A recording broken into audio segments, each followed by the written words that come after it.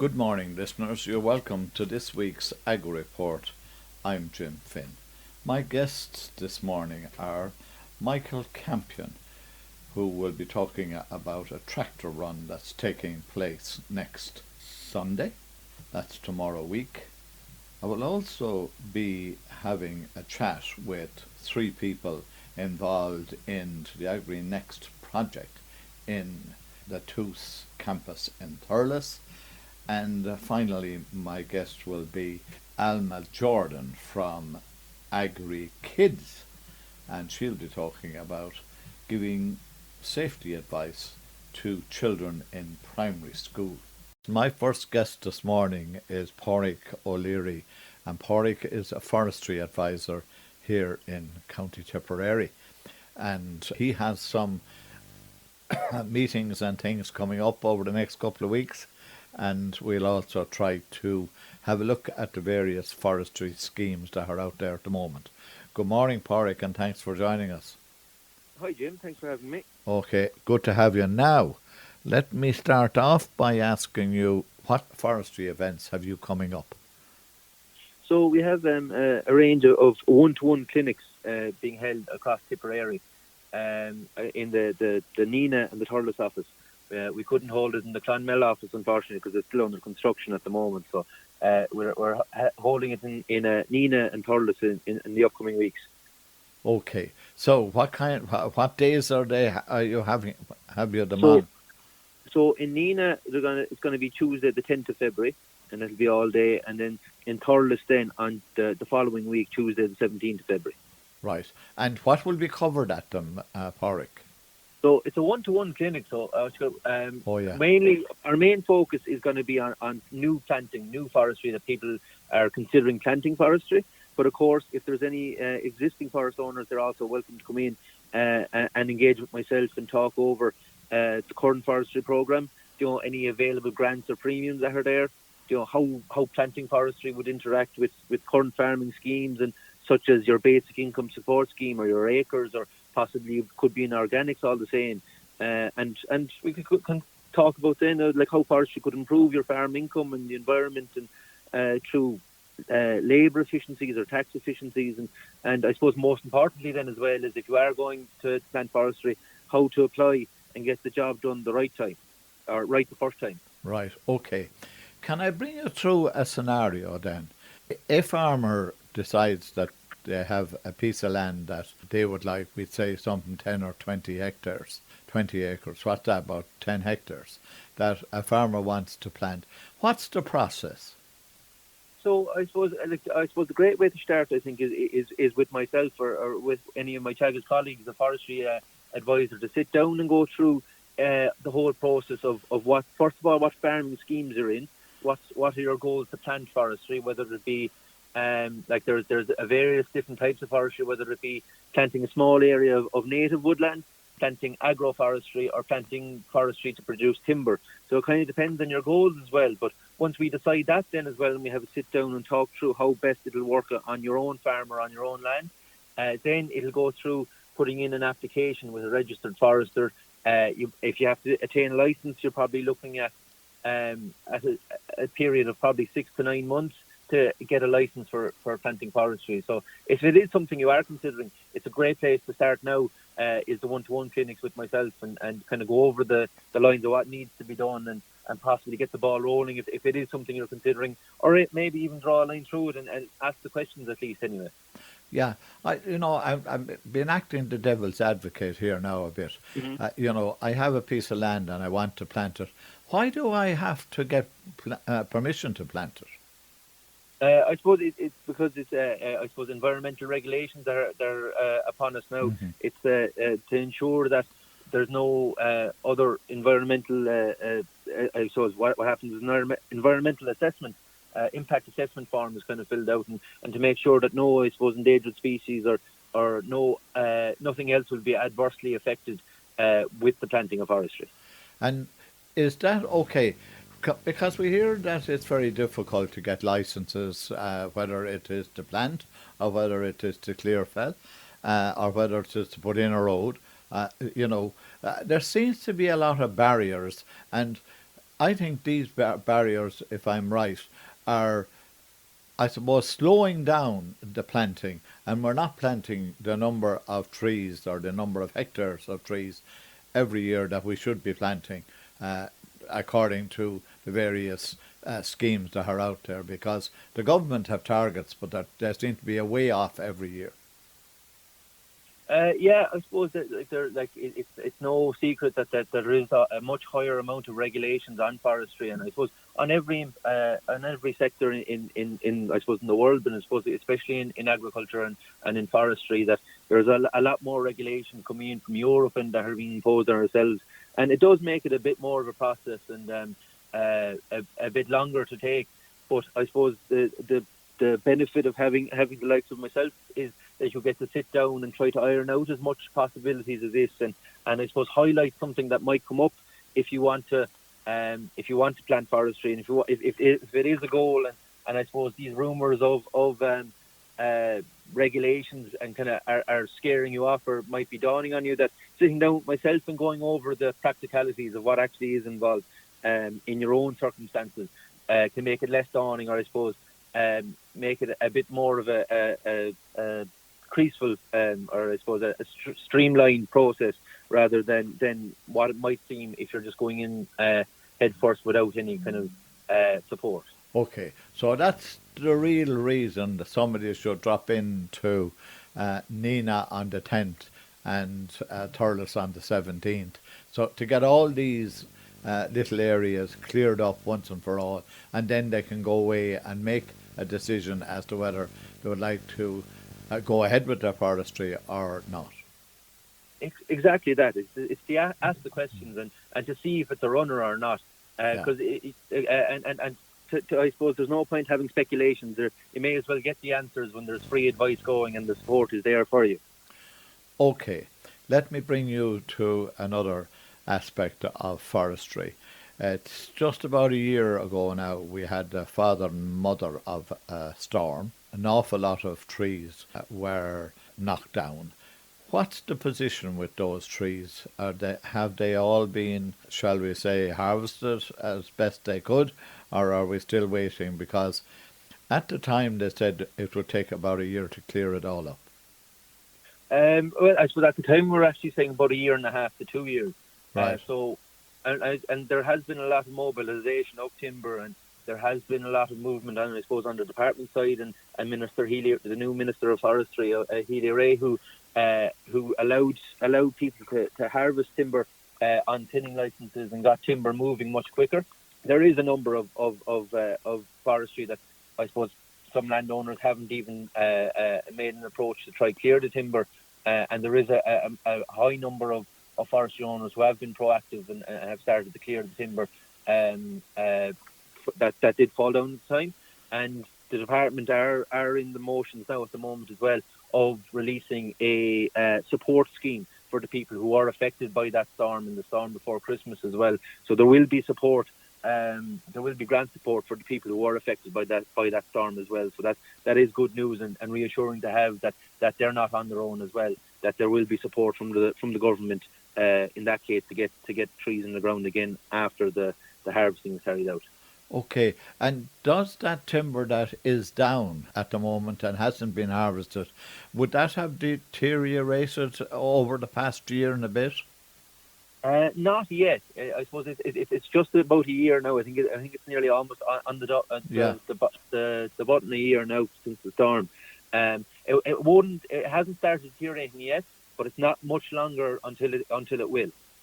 Right. So there is an urgency on any farmer who has a lot of trees down and hasn't got around to it to try to do something in the next couple of months. That's something else that can be discussed at your two events here in Tipperary? Exactly. And even if there was a person who, let's say, like if they haven't got the ball going yet, that we can discuss getting the ball rolling. And for another option, if there was someone who has been affected by it, we can start discussing what trees are going to go in the next time around the replanting and what will be the best option to avoid something like windblow happening again, and what would be the best tree for their situation. Right, now this mightn't be a question for you, probably a better question for a forester, but timber making at the moment? We'd say clear fell making at the moment, roughly. I suppose that they're much. It depends on the quality of Yeah. trees, or so the quality of the trees that are there, like and the percentage that'll come out. So it kind of depends on the level of snap and level of wind blow. In most cases, it's wind blow. But I suppose it's probably from the market price that was before the storm. It's probably down a notable percent. I would say probably at an estimate it could be down 30 or 40%. Right, so there's a significant loss there for any farmer.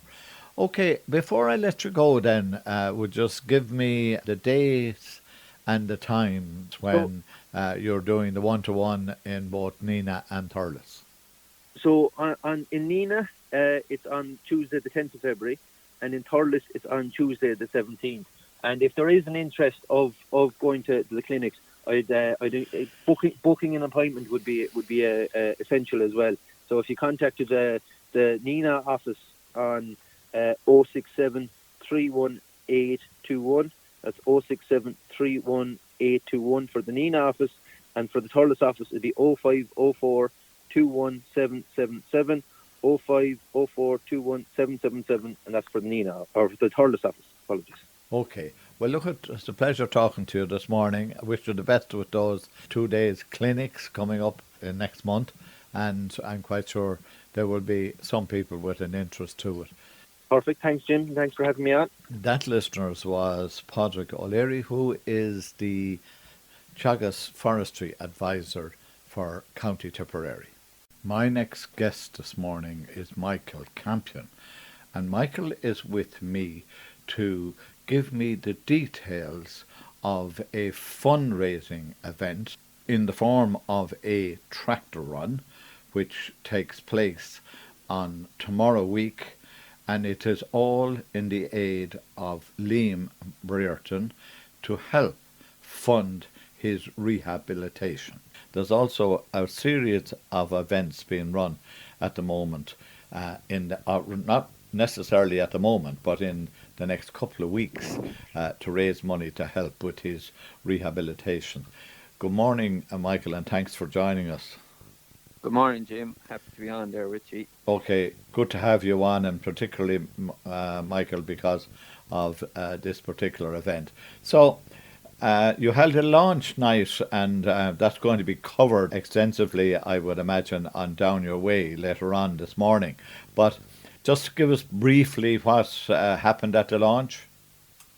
Yeah, so thanks to everyone who attended the launch there of the Liam Brereton Fund. It was hosted there in Revel at the Rag last Saturday, the 24th. Eamon O'Dwyer from Tip FM recorded an episode, Down Your Way, which will air later there today. And I'd just like to thank again the IFA President, Francie Gorman, Aidan Powell from North Tip IFA, Michael Lowry, the local TD, and then Liam's club mates, Shane McCallan and James Woodlock, who spoke on the night. So all of Liam's family and friends were there in attendance as well, and some also spoke, which made the whole launch night such a meaningful occasion and a great success.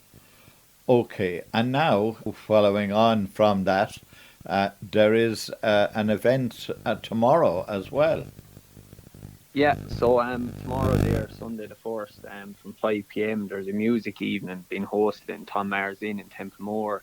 So there's a brilliant team of local musicians who are coming together voluntarily there to raise funds for Liam, with every euro raised on the night going directly towards, I suppose, giving Liam the best chance at independence and full recovery.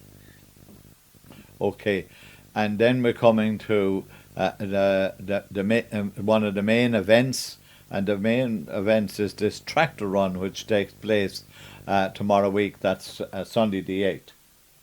Yeah, so the tractor run will be hosted there Sunday the 8th, starting at 12 noon from Revel at the Rag, the car park there at Revel at the Rag. There'll be donations on the day. There's no fee to join, just the donation on the day. Registration will start from 10:30 with Revel there providing tea and treats from 10:30 there up until 12 o'clock when the tractor run starts. Afterwards again, there'll be food sponsored there and an auction starting from 2 o'clock.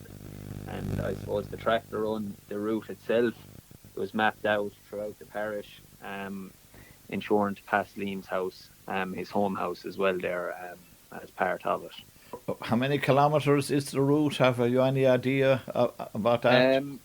It's 8 to 10 kilometres, Right. somewhere in around that range. So look, it's starting out in the Rag, heading over towards Fishmine, the Barnan area, and then it'll come back down around the Drum area and back up towards the Rag along the main road there. Okay. And then moving on much later in February, Thursday the 26th of February, there is another event in Clonakilty. Yeah, so the local pub there, the Norbrook Lounge in Clonakilty there, they proposed the idea of holding a Cheltenham preview night with funds going towards the Liam Brereton Fund as well. So look, that promises again to be a great night. It'll draw a different type of crowd as well. But there's many different horse trainers, jockeys, and I suppose racing analysts there as well that will be in attendance. So I think there's up on 8 speaking there in the night. So look, promises to be a good event as well. Okay, and let's follow that on. So there's the events. So now, you mentioned so far one way in which people can contribute, and that it's particularly you can turn up with your tractor and make a donation. But I'm quite sure you have other ways in which people can donate to this particular cause. Yeah, so online there's a GoFundMe page. So I suppose links would have been went around through WhatsApp groups and different social media platforms like Facebook and Instagram to that GoFundMe page. Or how people can find it as well, they can simply go onto Google on their phone and type in Liam Brereton Support Fund, and that'll bring you through to that GoFundMe page. And all donations are greatly welcome. I suppose Liam's goals, they're simple but powerful. He wants to regain as much independence as possible to help rebuild his life, and then to keep fighting no matter how hard that road becomes over the next number of weeks and months. So I suppose funds from the GoFundMe, they'll go towards home modifications to support Liam's everyday needs, some rehabilitation programs over the next number of weeks and months.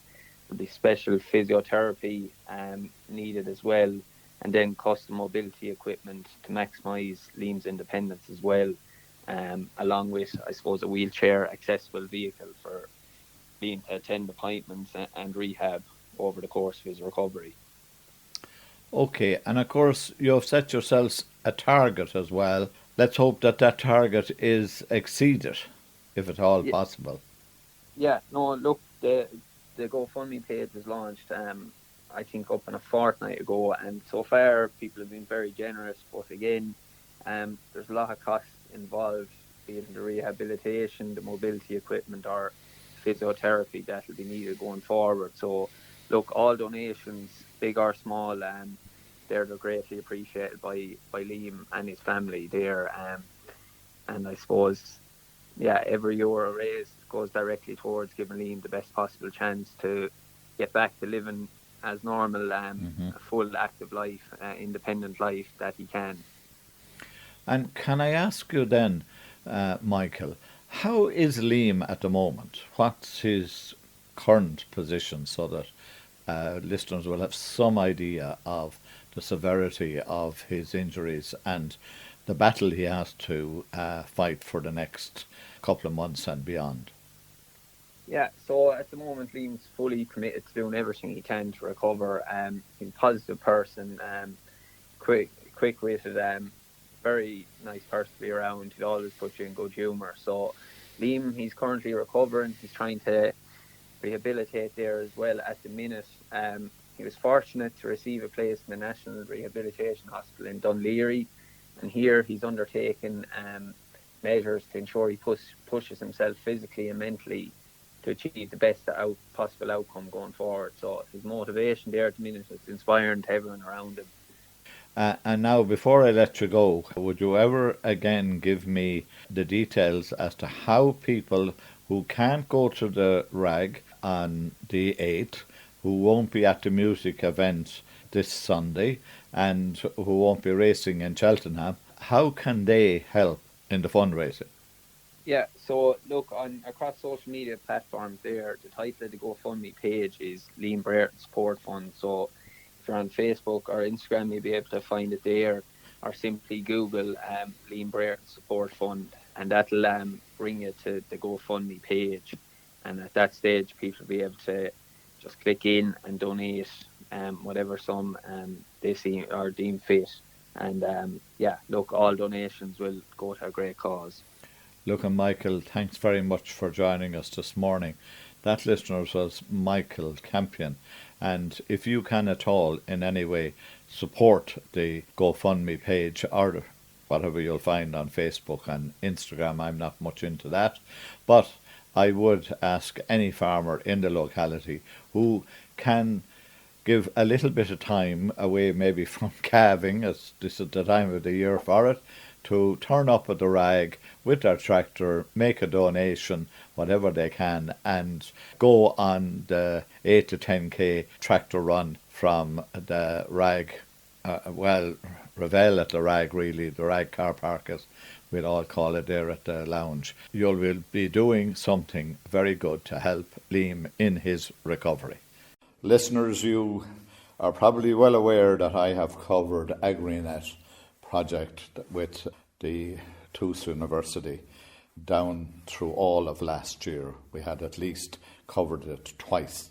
We are now halfway into it with the students, and I have two students with me. I have Anne Coughlin, all the way from Mayo, and I have Daniel Brennan from County Laois, and I have one of the facilitators, Mags Boland Murphy. So we're going to have a little chat about how they have got on over the past 6 to 8 months. So I'll start with you, Anne. Okay, you say you're from County Mayo, but you don't have a Mayo accent. No, I'm originally from Boston. Boston. Yeah, my mother emigrated to America and I was born in Boston. And after she passed away a few years ago, I decided to move back to Ireland. Okay, and of course Boston is a gorgeous city. Yes. And if you have a bit of money, you can go out to Martha's Vineyard and have a lovely afternoon. Yes, it's a beautiful area. It's a beautiful area, yeah. Okay, so you're in Mayo, you joined this programme, you had an idea. What was your idea? Well, we moved back to the farm that my mother grew up on, and her father and his father farmed it for generations. So we got a few sheep and we started farming, and we realized how much people are looking for opportunities to visit farms in Ireland, beautifully located, and learn a little bit about farming now and in the past. And so the course has been really a tremendous opportunity to learn about farm diversification and setting up a business to do that. Is the business running at the moment, or are you still in the thinking stage? We're in the thinking stage. I've Yeah. never run a business. Yeah. In America, I had admin jobs at various places.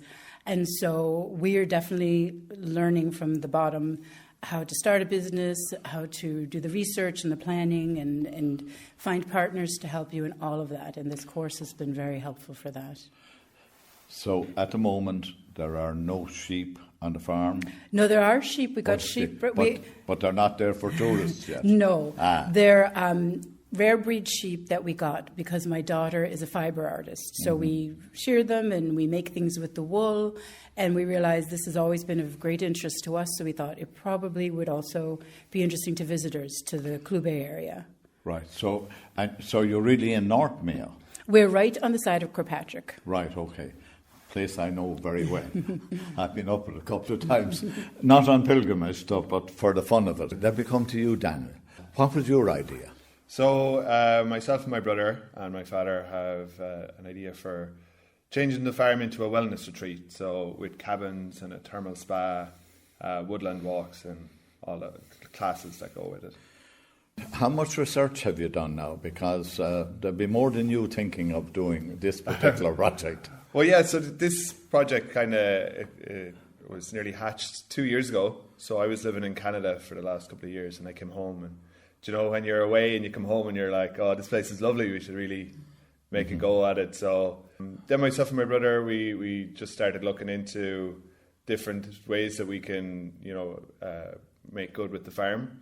So the wellness industry and tourism, look like strong places to go. So since then, we've just been chipping away, looking at different areas that we can diversify into. And what's on the farm at the moment?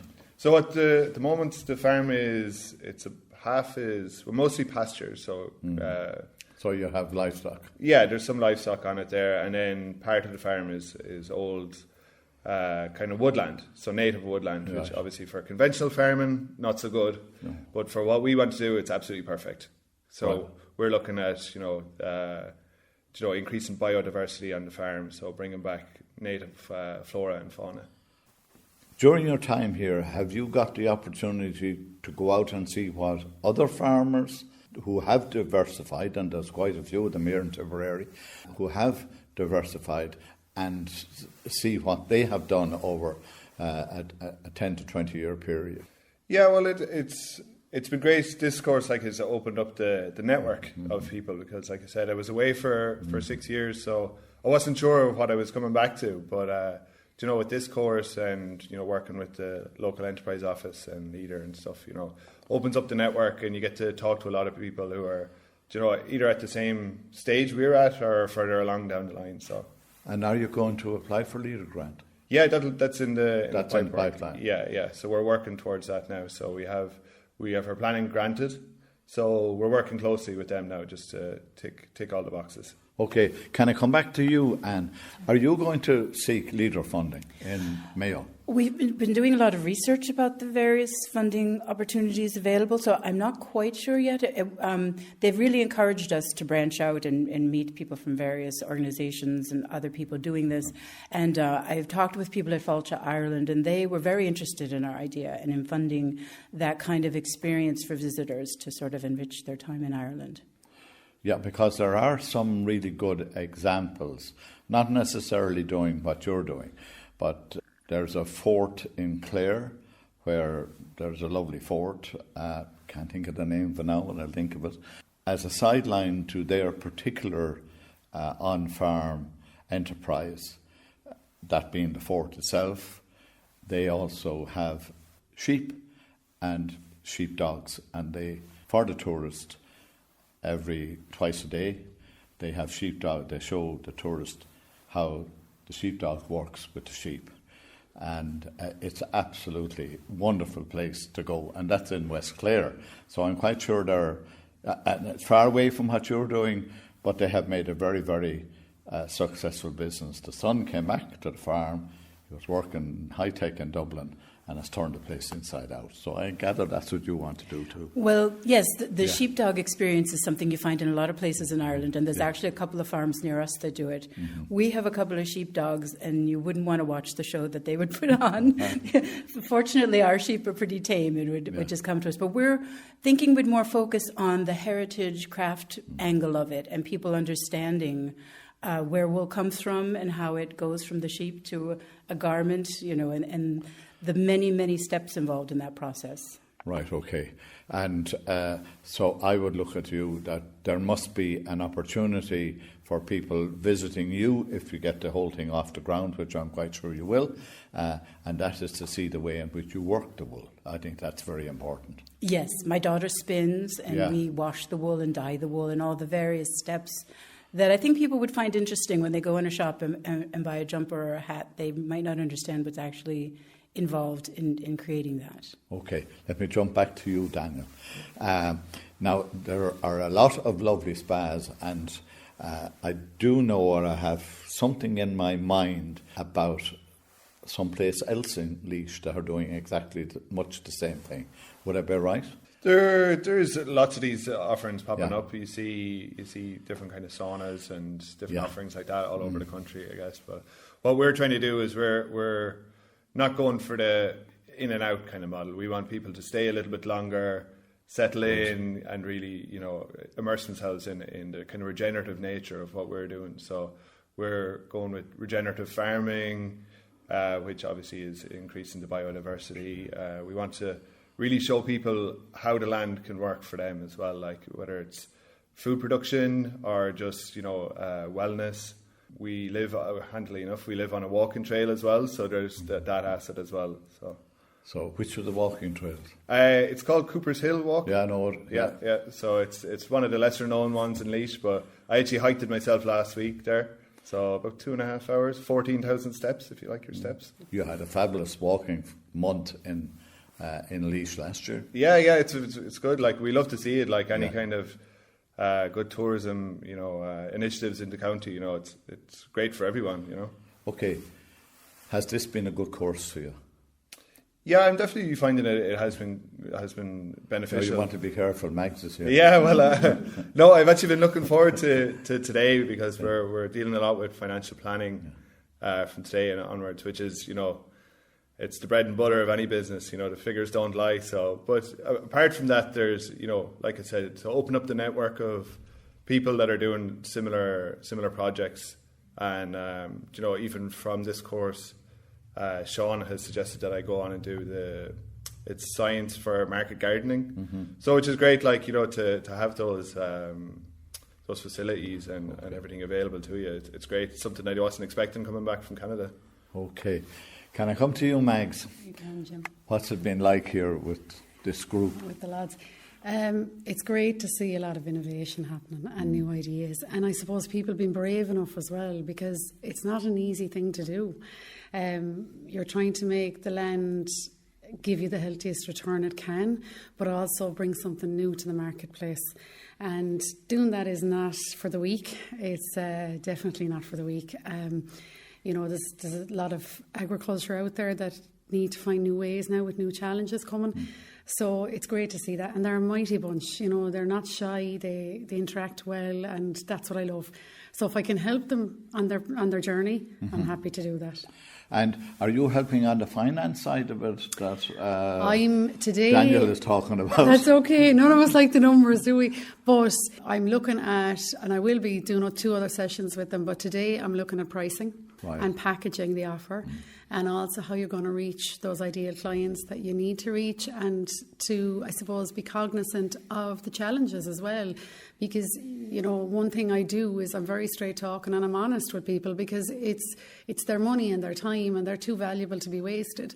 So, I'm definitely enjoying today, and it's great to meet them. And the following days we'll be looking at planning, funding routes and sustainability. So those key pieces as well. Daniel mentioned the numbers there. There's a lot of other numbers in the business that lead to the financial, and that's hopefully consistent cash flow. And checking the viability of your business concept as well, even before you trade. You need to be kind of open your eyes a small bit and be aware of what you need to be aware of. From your perspective, are the supports that are there, are they enough to help young people like the 2 people here on my left and right? To be honest with you, and I work with all the entities, they're doing the best they can. But I do think overall, I work with a lot of SMEs up and down the country and outside of Ireland as well. I think there needs to be more there, support-wise, from government, because the SMEs make up the majority of the businesses in Ireland. It's not the multinationals, it's not the big corporates, it's the SMEs that keep the wheels of our economy turning. And we have an obligation as a country to support that, and I suppose champion it as well, and acknowledge that it's not an easy route, and we need more funding for them, and to make that make the access to that funding a little bit easier and simpler. And I guess to educate business owners as well about the reality of the funding route. It's not something to be afraid of. There's a lot of paper there. I work with 2 evaluation committees for 2 counties on funding. And I love to see, good business concepts approved for funding, and also, to get the other supports there that are available from Leo Leader, EI, Intertrade Ireland, Fáilte Ireland, around mentoring support as well. That's very, very important, that they have someone who's qualified to give them the advice they need, and that hand-holding piece of support and guidance. Okay. Look, thanks for that. No problem. And one last question. Let's hope it gets up. I suppose if I go to County Mayo and I want to look up at Croagh Patrick now, I'm not going to climb it anymore. I hope I'll be able to visit you and the sheep and see you flourishing. Well, And please do. We'd love to have you. love to have you. And the same with you, Daniel. I walk that hill down there in Laois or on the boardwalk. I might meet you someday. Yeah, hopefully so. Yeah, Okay. sure. Look, thank you ever so much for taking a little bit of time out of what is a very important day for the three of you to talk with me on Tip FM. No, more than welcome. Thank you very much. Thank you. Listeners, my next guest this morning is Alma Jordan, and some of you will remember that I've been talking to Alma quite a bit down through the years, because she is the founder of Agri Kids, which is very important, which was a farm safety program for young children. But she's moved on a bit, and she has joined with Irish Rural Link, and they now have a new program, and the program is called Turn Your School into an Ambassador for Farm Safety. And there's no better ambassador for farm safety at the moment, and that's Alma herself. So good morning, Alma, and it's great to be talking to you again. Good morning, Jim, and thank you again for all the support, not just now, but even over the last 10 years of Agri Kids. Okay. Now, tell us all about this new partnership that you have entered into, and you are being funded by the Department of Agriculture, Food and the Marine.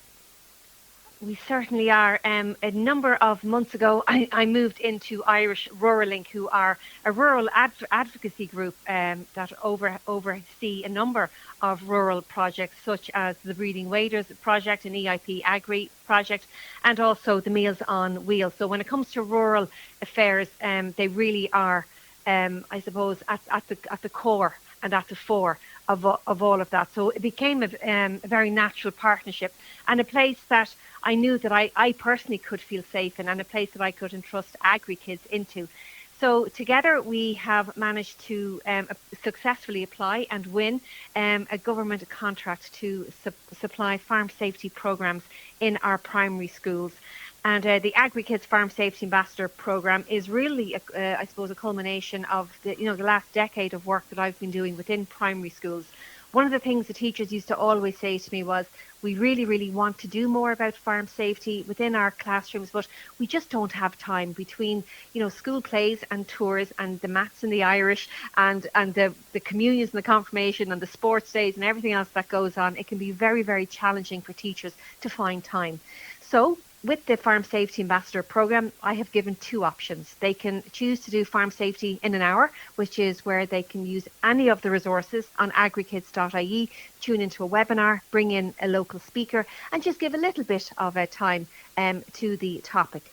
Or if they wanted to take it one step further and start their journey to getting a farm safety flag for their school, well, then they can do the Agri Kids Farm Safety Day, which is basically dedicating a day or 2 half days to the topic of farm safety. So maybe bringing in a speaker, setting up a mural within a school hall dedicated to farm safety themed artwork and projects. I'd one school last year and I loved this. Some junior infants went to a local farm, and the farmer had put up teddies in different areas around the farm, being very naughty, Jim, doing things they shouldn't be doing on a farm, like climbing and getting themselves into little predicaments. And the children were called on to basically identify and call out where the naughty teddies were and why they shouldn't be doing those things. So it's really it's aligning very well with the engage, educate and empower ethos of Agri Kids, but this was created for teachers. And it's something that I'm extremely proud of. Right, and I see the themes for those safety days that will be held in schools, are farm and field safety, tractors and machinery safety, and animal safety and well-being. Very, very good and important topics. Yes, and again, I suppose they're the three key areas, circling farm safety, especially for our children, and any school that's, doing any of the flag programs, be it the active school flags or the green flags, will be very aware of the importance of choosing a theme. So what we've done is we've asked teachers and schools who are doing the Farm Safety Day option to choose a theme. And once they've run the program 3 times and, achieved all 3 themes, then they get their farm safety flag, which they can fly with absolute pride and let everybody know that within that school is a collective of children who are very aware about the very important topic of farm safety. And is that the Farm Safety Ambassador Awards? And yes, indeed. So I suppose to kind of give extra credence to the Farm Safety Day participants, we have the Ambassador Awards, and this is where we recognise maybe a best class and a best school, and also we call on teachers to nominate pupils in their classrooms and in their schools who really kind of show excellence on the topic of farm safety, and really give, I suppose, a bit of a platform and a stage to those children who really have demonstrated great knowledge and innovation on this. And speaking of innovation, as part of the awards, we also are looking for best learning initiatives. And some of the examples we had of learning initiatives last year not only included our naughty teddies, but we had one school who actually did Lego models, which they actually coded to recognise different colours and different hazards that might be in the area. And we also had another school, and I loved this. They got the children to make 2 and 3D model farms, and the children then had to present the different hazards around those particular farms that they had created. So a huge amount of creativity. We are tapping into all the social sciences that we can think of. We're learning about safety, and the children are having fun doing it. And it really is kind of, I suppose I've learned so much over the last number of years running this, and I like to think now that I've managed to culminate the best of the best, and really kind of created a platform and program for schools that they can not only use and implement within their own classroom structures, but will also reach out into the local community. And it's wonderful when I saw examples of local farmers, vets, members of An Garda Síochána, all going into their local primary schools to help the teachers deliver the content. And when we have that community-led approach, especially to farm safety education, it means we're getting the message out of the classroom and into the wider community to help and support everybody. You were in Carrickduff National School on Wednesday, and there's the school that won the best school for the pilot programme that was run last year. They did, and because they have worked so diligently on the area of farm safety since actually COVID times, they were actually the first school to achieve their farm safety flag status. So we actually had Minister Michael Healy-Rae at the school also to hoist the flag, and that was an exceptionally proud moment. But they dedicated a whole day on a Wednesday to farm safety, and they had everybody in their local community that's been a big part of their farm safety journey, whether it was parents who were farmers. We had sheep, we had ponies. They brought in a local farrier to show the children, you know, how the upkeep and well-being of horses is so vital and so important. We had different genres of tractor and machinery, where we got to talk to the kids more about the whole blind spot areas. They had a dedicated farm museum set up as well.